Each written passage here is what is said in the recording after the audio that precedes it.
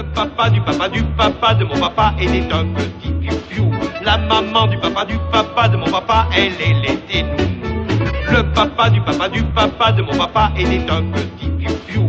La maman du papa de mon papa, elle était nounou. Mesdames et messieurs, je me présente. Je suis le président de la Société internationale de généalogie lacustre. Honoris causa des Casanova, et j'ai le plaisir de vous présenter mademoiselle professeure Honoria de la Cosette, à qui j'ai confié l'étude de la généalogie de ma famille. Elle a eu beaucoup de mérite, et elle va vous présenter donc une grande partie de ma lignée familiale.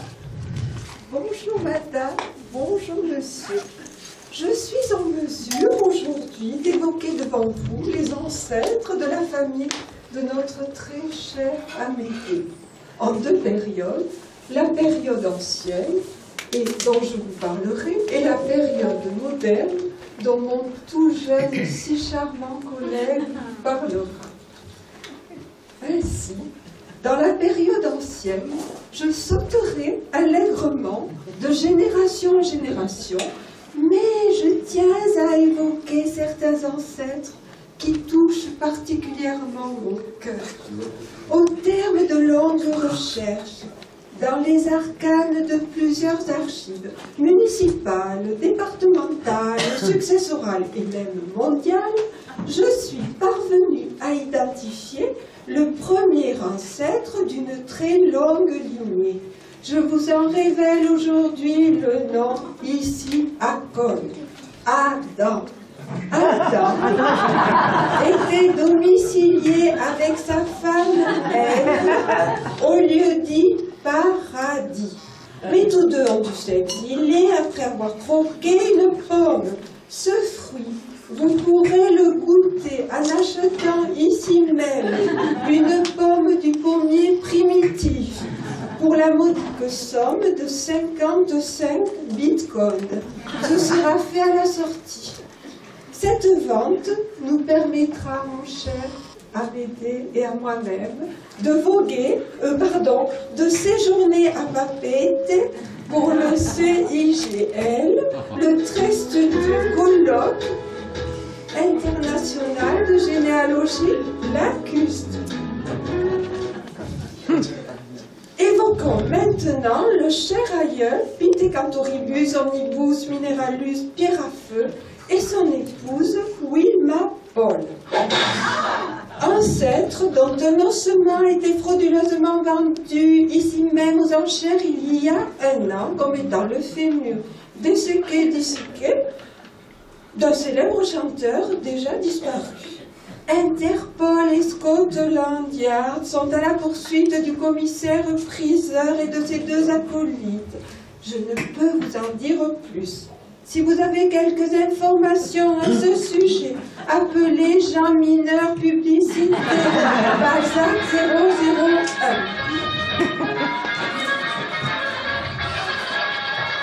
La ressemblance de l'ancêtre Pierrefeu de Wilma Paul et de leurs trois fidèles animaux de compagnie est flagrante. Pour preuve,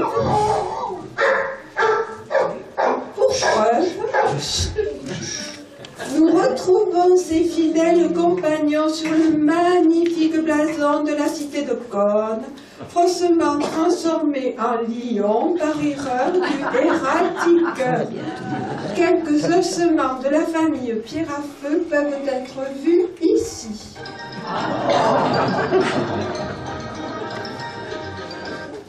Poursuivant mes recherches, j'ai ensuite identifié le fameux ancêtre Obélix, qui habitait une contrée reculée et qui fut incontestablement le premier tailleur de marbre de Cône. Une de ces sculptures orne encore l'entrée du village. Je découvris ensuite un autre ancêtre, Robin des Bois, Robin Hood. Mais non, Amédée, vous faites erreur. Ce n'est pas parce que vous possédez une fronde que ce monsieur est votre ancêtre. Je reprends. Robin Hollywood et Marianne quittèrent le pays, douce Angleterre, Brexit, à bord d'un bateau qui fit naufrage. Ils se retrouvèrent en rade et donc sur un gravier. Médusés, ils accostèrent sur les rives d'un fleuve exceptionnellement riche de l'argent double, les chasseurs et les loufoques, malgré la protection de ces animaux féroces, parquet illuminé du Minervois. Cette histoire véridique a été relatée dans la Gazette minervoise de l'époque. Si quelqu'un d'entre vous trouvait dans vos greniers ou dans vos caves un exemplaire de cette gazette, merci de me le faire savoir.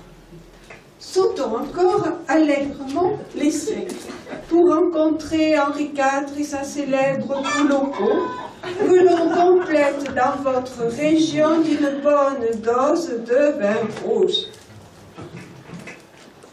Oublions vite des aïeuls, certes célèbres et peu recommandables, même si certaines ressemblances, peut-être dans la salle, peuvent être trouvées.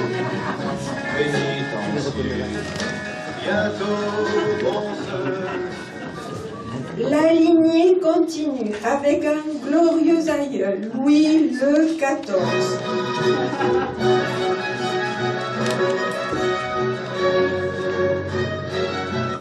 Nous pouvons vous montrer un objet qui prouvera aux yeux de tous que Louis le XIV est l'ancêtre de notre ami Amédée Ier. Je suis émue, je suis absolument émue. C'est exceptionnel lorsque la réalité historique rejoint, met à l'évidence, la recherche généalogique. C'est la passoire, emblème si cher à l'union loufoque, et pieusement conservée par la famille. Cette passoire n'est autre que le masque de fer fondu que portait le célèbre frère jumeau du roi emprisonné à la Bastille. Voilà, c'est prouvé. Nous terminerons ces recherches anciennes avec un ancêtre tout aussi prestigieux. Napoléon Ier, qui, nous le savons par un secret d'alcôve, et le cousin au 159e et demi-degré de notre vénéré Louis le XIV. Quelques objets familiaux qui restent dans la famille sont à l'atteste. Je peux vous montrer le tableau que vous pouvez peut-être voir ici, non? Voilà. Oui. On le vend à la sortie. C'est ainsi que se termine cette lignée ancienne si glorieuse, la lignée d'Amédée dont je vous dévoile l'arbre. Nous voilà Le papa du papa du papa de mon papa, il est un petit piou-piou. La maman du papa de mon papa, elle est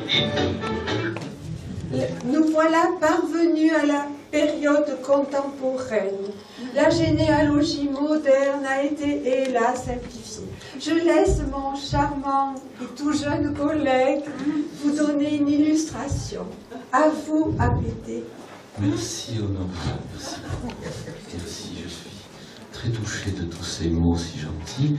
Alors, oui, je vais vous parler maintenant du reste de ma famille. Alors, c'est vrai que quand on voit... Oui, il y a eu deux coups de papa, Les photos de ma famille font état d'une famille un peu en désordre, avec la branche guadeloupéenne ici, voilà. Et ici, il y a une personne qui n'est... Alors là, oui, je suis désolé, mon grand-père adorait découper les photos dans ses revues préférées. Et donc, cette charmante dame ne fait pas partie de ma famille, hein, je vous l'assure. Elle ne fait pas partie de ma famille. Alors, comme c'était un peu en désordre, tout ça, l'administration française m'a fourni, heureusement, un moyen de simplifier la connaissance de ma famille. Dans sa grande générosité et dans sa débauche d'imagination, l'administration française a pensé à changer la dénomination des personnes qui composent une famille. Donc nous avons P pour parents, E pour enfants, F pour la fratrie, N pour les neveux, O pour les oncles. Bon, voilà, c'est quand même beaucoup plus simple. Hein.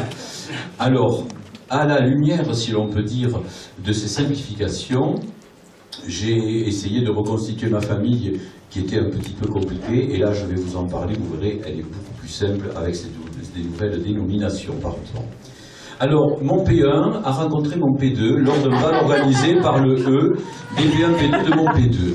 Mon P1 était un brillant étudiant, au grand désespoir de son propre P1, qui aurait préféré qu'il suive sa voie dans la petite entreprise familiale de perçage de passoires, lui-même ayant succédé au P1 de mon P2. Mais bon, ça s'est fait comme ça. Quant au P1 de mon P2, il était d'origine plus modeste, c'était un honnête réparateur d'omelettes. Et voilà, c'était un autre style de famille. Quant au P2 de mon P2, elle était d'origine bourgeoise, puisque son P1, donc le P1 du P2 de mon P2, était l'administrateur de la caisse de retraite et de prévoyance des cadres de bicyclettes de course. Alors, bref, mon P1 et mon P2 ont eu d'abord un E1, moi, puis un E2, mon F1, un E3, mon F2 et un E4, mon F3. Mon F1 est devenu par la suite, vous suivez, hein? Oui, je sais pas. Bon, mon F1 est devenu par la suite le P1 de mes N1 et N2, et mon F2 est devenu le P2 de mon N3. Jusque-là, c'est clair, hein? Et effectivement, jusque-là, c'était assez simple. Si chacun était resté un petit peu tranquille. Qu'est-ce qui a pris au P1 de mon N3 de s'amouracher du P2 de mes N1 et N2 pendant que le P1 de mon P2 s'entichait du P2 de mon P1? De ces liaisons clandestines sont issus des E. Un E qui eut pour P1 le P1 de mon N3 et pour P2 le P2 de mes N1 et N2, et un E qui eut pour P1 le P1 de mon P2 et pour P2 le P2 de mon P1. Voilà. Donc, vous voyez, finalement, ça a quand même considérablement simplifié la lignée familiale. On s'y retrouve, je m'y suis vraiment bien retrouvé. Et maintenant, je ne peux que vous inciter à en faire de même. Et même, c'est tellement simple que si quelques-uns d'entre vous, est-ce qu'il y a quelqu'un qui aimerait venir peut-être parler de sa famille avec ces nouvelles dénominations? Oui, on pense d'ailleurs, l'administration pense que le grand-parent, le P1 du P1, ça pourrait être le P1 au carré, et finalement le P1 c'est que la racine carrée du P1 au carré. Voilà. Donc notre mathématicien vous a expliqué tout à l'heure, on peut très bien expliquer une famille avec les mathématiques. Voilà, je vous remercie beaucoup. Et je n'ai pas fini. Attendez, le tableau, voilà, ça c'est quand même beaucoup plus simple, vous voyez. L'arbre généalogique d'une famille, eh ben, c'est enfantin maintenant. Voilà, je vous remercie.